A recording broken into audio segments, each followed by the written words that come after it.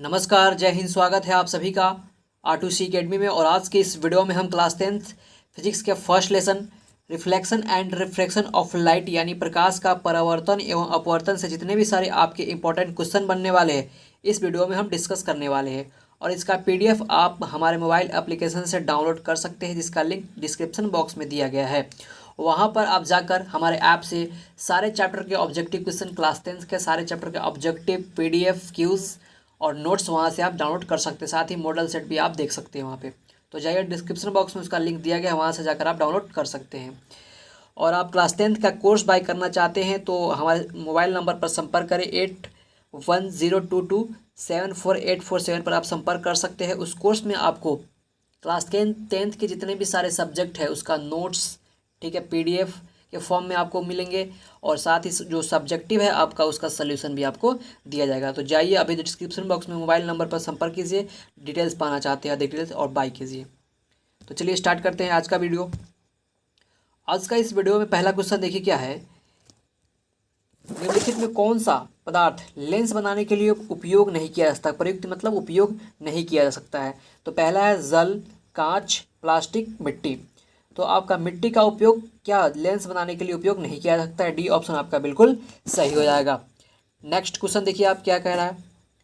Next question है कि एक उत्तल लेंस की क्षमता 1 डायोप्टर दिया गया है, ठीक है। उस लेंस की फोकस दूरी क्या होगी? उत्तल लेंस है आपका, क्षमता दिया गया है। तो क्षमता को किस चीज़ से सूचित किया दोस्तों? आपका P से सूचित किया जाता है। तो यहाँ पे P बराबर दिया गया है 1 डायोप्टर, और डायोप्टर को हम 1 से सूचित करते हैं, ठीक है, सॉरी D से सूचित करते हैं। तो यहाँ पे आपको सबसे पहला काम क्या है कि 1 डायोप्टर को आपको सबसे पहले मीटर में बदल लेना है, क्योंकि जानते हैं 1 डायोप्टर जो होता है आपका 1 मीटर पावर -1 के बराबर होता है, ठीक है। तो हमें निकालना क्या है दोस्तों? F और P में क्या रिलेशनशिप होता है दोस्तों? F बराबर जो होता है 1/P के बराबर होता है, ठीक, 1/P के बराबर होता है। तो P का वैल्यू को आप यहाँ पे पुट कर दीजिए, ठीक है। P का वैल्यू कितना आ गया दोस्तों? ये वाला वैल्यू आपको यहाँ से पुट कर देना है, ठीक है, 1 मीटर -1, ठीक। यहाँ पे वैल्यू आ गया दोस्तों। अब क्या करना है? अब यहाँ पे देखिए इसका पावर क्या है? माइनस में है, ठीक है। जब दोस्तों ऊपर जाएगा, जब बटा के ऊपर जाएगा दोस्तों, तो इसका पावर क्या आ जाएगा? प्लस हो जाएगा, यानी ये 1 मीटर के बराबर आ जाएगा। अब जानते हैं 1 मीटर जो होता है दोस्तों 100 सेंटीमीटर के बराबर होता है, 100 सेंटीमीटर के बराबर होता है। और वो भी यहाँ पे क्या होगा? प्लस में होगा, कुछ नहीं है तो प्लस होगा, यानी ऑप्शन नंबर C आपका बिल्कुल करेक्ट हो जाएगा। नेक्स्ट क्वेश्चन देखिए। किसी बिंब का वास्तविक से समान साइज का प्रतिबिंब प्राप्त करने के लिए वस्तु को कहाँ रखना चाहिए ना? उत्तल लेंस के सामने कहाँ रखा जाना चाहिए? प्रतिबिंब प्राप्त करने के लिए बिंब मतलब होता है दोस्तों वस्तु को उत्तल लेंस के सामने कहाँ रखा जाना चाहिए? तो इसका राइट आंसर हो जाएगा दोस्तों आपका फोकस दूरी की दोगुनी दूरी पर, यानी वक्ता केंद्र पर, ठीक है। फोकस दूरी की दोगुनी दूरी क्या होती है? आपका वक्ता केंद्र हो जाता है। वक्रता केंद्र पर जब रखेंगे दोस्तों तो आपका प्रतिबिंब जो कैसा होगा? वास्तविक तथा समान साइज का प्रतिबिंब आपका प्राप्त होगा। नेक्स्ट क्वेश्चन देखिए। किसी गोलीय दर्पण तथा किसी पतले गोलीय लेंस की फोकस दूरी दिया गया है दोस्तों आपका -15 सेंटीमीटर, ठीक है। यानी लेंस का भी बात किया जाए तो -15 सेंटीमीटर दिया गया है उसका फोकस, और दर्पण का भी बात किया जाए तो उसका जो फोकस दिया गया है -15 सेंटीमीटर दिया गया, ठीक है। ऑल ओवर बात किया जाए तो आपका F जो दिया गया है वो आपका दोनों लेंस में भी माइनस दिया गया है, दर्पण में भी माइनस दिया गया है। तो हमें बताना है कि वह जो दर्पण तथा लेंस हो सकता है दोनों अवतल होगा, दोनों उत्तल होगा, या दोनों अवतल तथा लेंस उत्तल होगा। यानी 4 ऑप्शन दिए गए, इसमें से आपको बताना है कि कौन क्या होगा। तो याद रखना है दोस्तों, जो लेंस की फोकस होती है, फोकस दूरी होती है, वो आपका माइनस में उसका क्या हो जाता है? अवतल का होता है। अवतल का फोकस दूरी क्या होता है? माइनस होता है। लेंस में हो जाता है दोस्तों अवतल का जो फोकस दूरी होता है माइनस में हो जाता है। और दर्पण में भी बात किया जाए, अगर दर्पण में भी बात किया जाए दोस्तों, अगर फोकस दूरी मगर माइनस होने का तो वो हो जाता है अवतल में भी, सॉरी दर्पण में भी बात किया जाए अगर माइनस का, अगर फोकस दूरी अगर माइनस कब होगा? जब अवतल दर्पण होगा, ठीक है। लेंस में बात किया जाए अगर फोकस दूरी माइनस कब होगा? यहाँ पे -15 दिया गया है ना दोस्तों फोकस, इसी से हम पता लगाएंगे कि अवतल हो गया या उत्तल।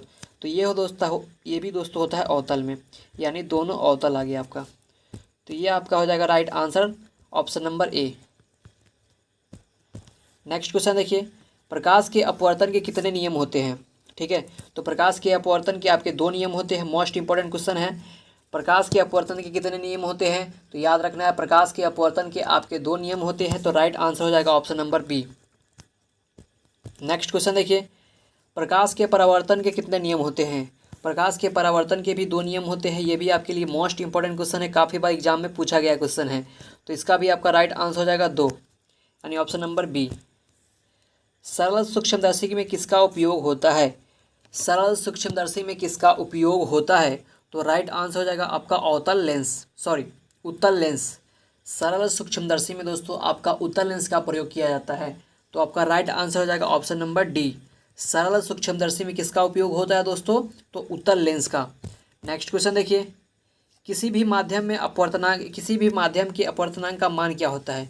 तो याद रखना है दोस्तों, माध्यम का जो अपवर्तनांक होता है sine i by sine r के बराबर होता है। ठीक है दोस्तों, sine i by sine r के बराबर होता है, sine i by sine r के बराबर होता है, यानी राइट आंसर हो जाएगा ऑप्शन नंबर ए हो जाएगा। ठीक है, ऑप्शन नंबर ए आपका बिल्कुल करेक्ट हो जाएगा। नेक्स्ट क्वेश्चन देखिए, एक उत्तल लेंस होता है, उत्तल लेंस का जो फिगर होता है कुछ इस टाइप का होता है दोस्तों, इस टाइप का। ठीक है, जो होता है दोस्तों किनारों की अपेक्षा बीच में क्या होता है? अधिक मोटा होता है। ठीक है, इस किनारे की अपेक्षा बीच में इसका मोटाई क्या होता है? ज़्यादा होता है। तो यह वो हो जाएगा, बीच की अपेक्षा किनारों पर मोटा, किनारों की अपेक्षा बीच में मोटा। तो ऑप्शन नंबर सी आपका बिल्कुल सही हो जाएगा, किनारों की अपेक्षा बीच में मोटा होता है। ठीक है, यानी किनारों की अपेक्षा बीच में इसकी मोटाई ज़्यादा होती है, वही होता है आपका उत्तल लेंस। ऑप्शन के हिसाब से आपको पकड़ना है। ठीक है, नेक्स्ट देखिए, अवतल लेंस में आवर्धन का मान क्या होता है? यानी आवर्धन बराबर होता है दोस्तों एम।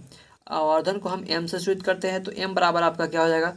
एम बराबर जो होता है यू, आपका भी होता है यहाँ पे। ठीक है, सॉरी, यहाँ पे भी बाई यू हो जाता है। यानी भी को हम किस से सूचित करते हैं? प्रतिबिंब दूरी को, और यू को आपको वस्तु दूरी से।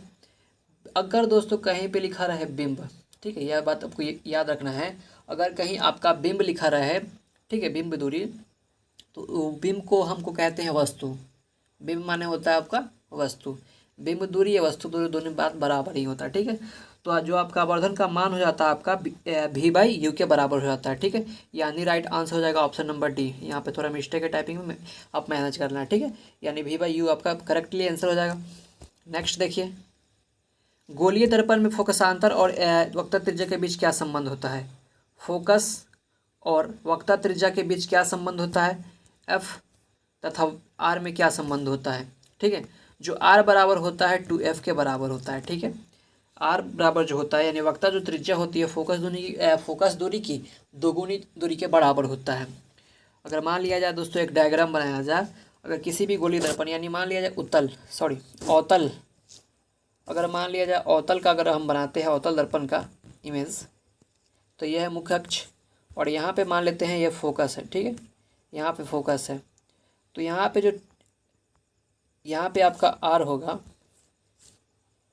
वक्ता त्रिज्या जो होगा, यानी ऊपर लिख देते दोस्तों आर, इसकी जो फोकस दूरी की दोगुनी दूरी पर क्या होती है? आर होती है।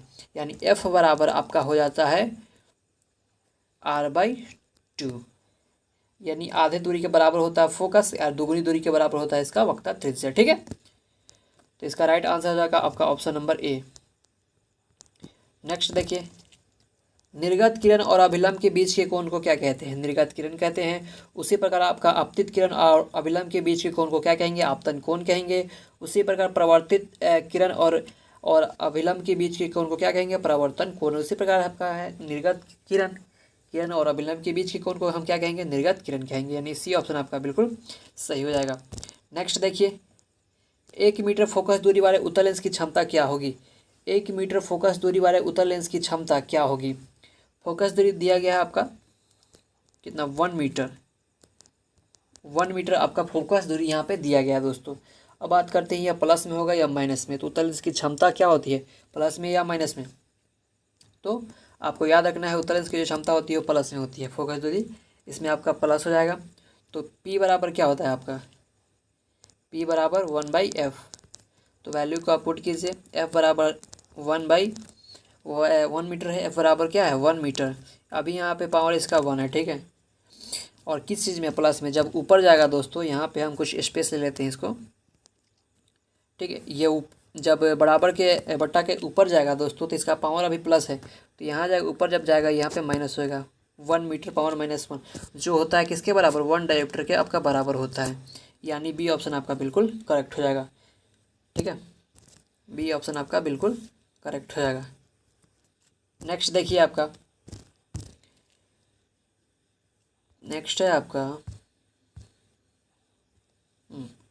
किसी अवतल दर्पण द्वारा काल्पनिक सीधा अर्थात आवर्धित मतलब होता है दोस्तों बड़ा प्रतिबिंब बनता है, ठीक है। बड़ा आवर्धित मतलब याद रखना है, कहीं भी आपको आवर्धित शब्द दिखाई दे तो उसका मतलब होता है बड़ा, ठीक है। तो सीधा अर्थात बड़ा प्रतिबिंब दिखाई पड़े जब वस्तु किस स्थिति में हो, यानी किस डायरेक्शन में हम जब वस्तु को रखेंगे तब इस ऐसा प्रतिबिंब हमको प्राप्त होगा, ठीक है। ऐसा हमको बताना है। तो दर्पण और फोकस के बीच हम जब रखेंगे तब जाकर हमारा प्रतिबिंब काल्पनिक सीधा अर्थात आवर्धित बनेगा। यानी ऑप्शन नंबर ए आपका बिल्कुल करेक्ट हो जाएगा। नेक्स्ट देखिए, किस दर्पण द्वारा प्रतिबिंब सीधा और छोटा होता है।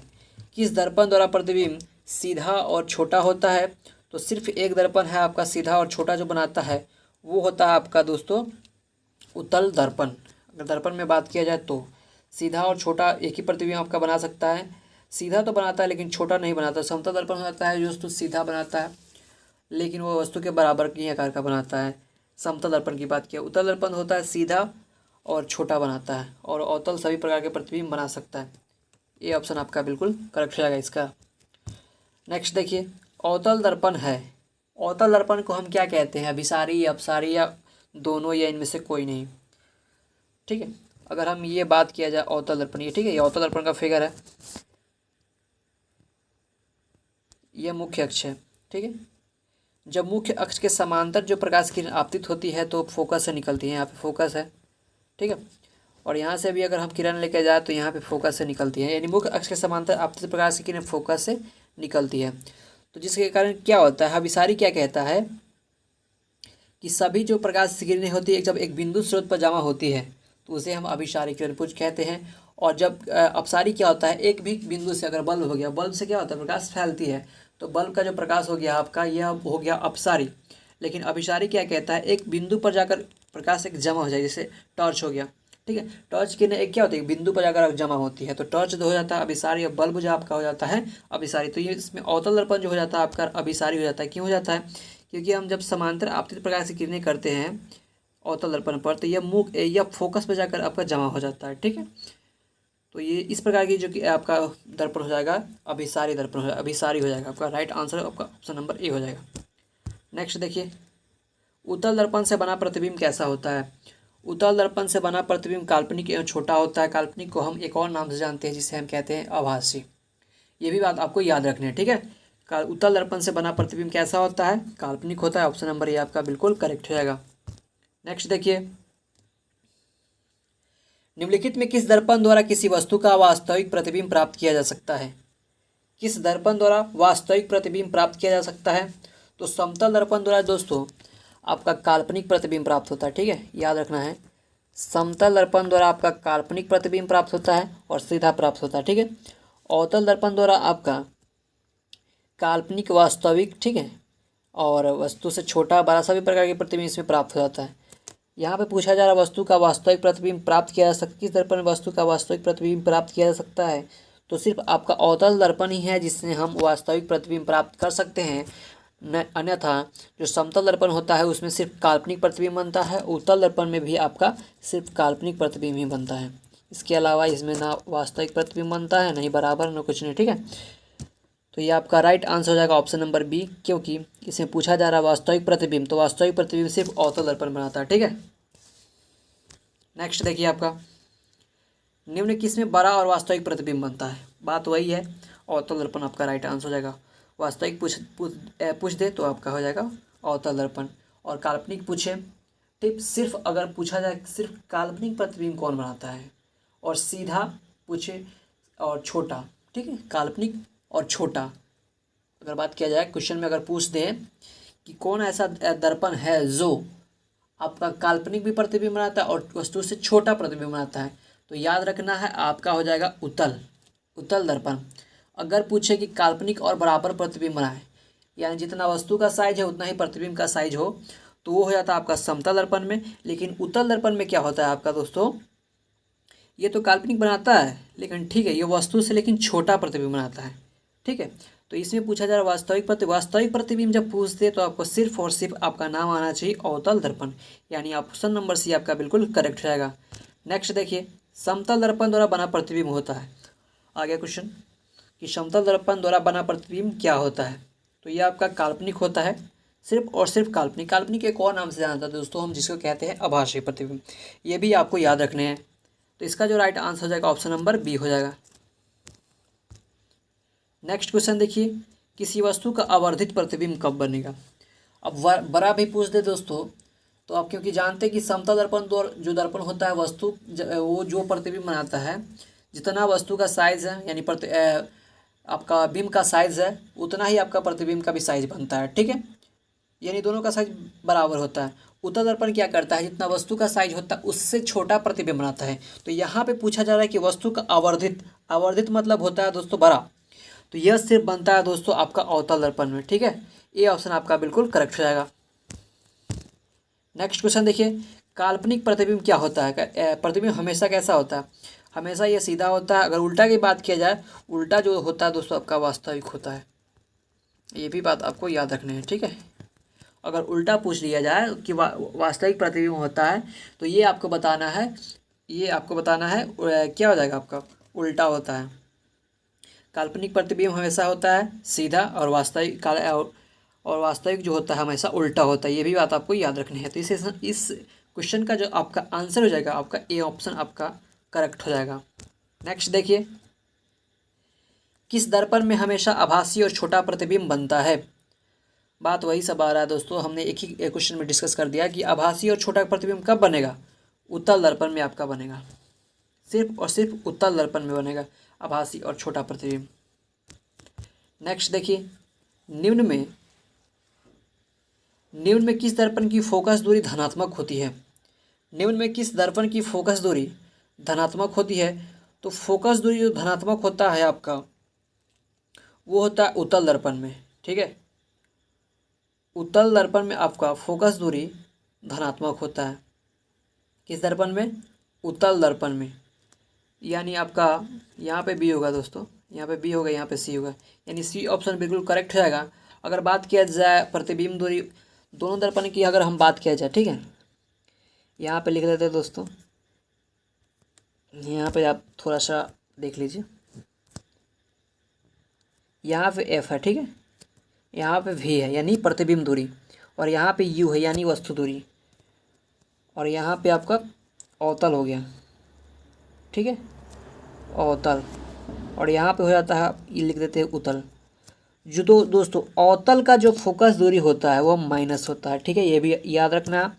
और भी जो होता है अवतल का यानी प्रतिबिंब जो दूरी होता है प्लस भी हो सकता है माइनस भी हो सकता है, लेकिन यू यानी प्रतिबिंब दूरी जो होता है आपका यह माइनस होता है।